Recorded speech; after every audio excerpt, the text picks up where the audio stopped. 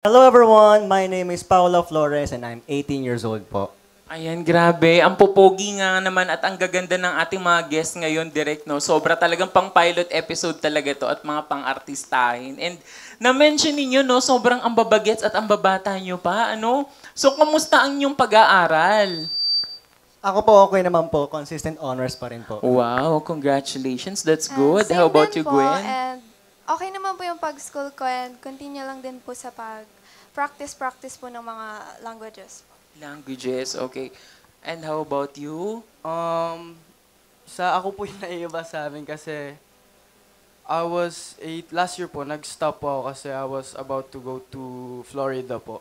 Pero hindi na po natuloy. Hindi na natuloy. Yes So, pero may plano ka pa namang ituloy Yes yan po. next year Yes po. or this year. Okay, that's good.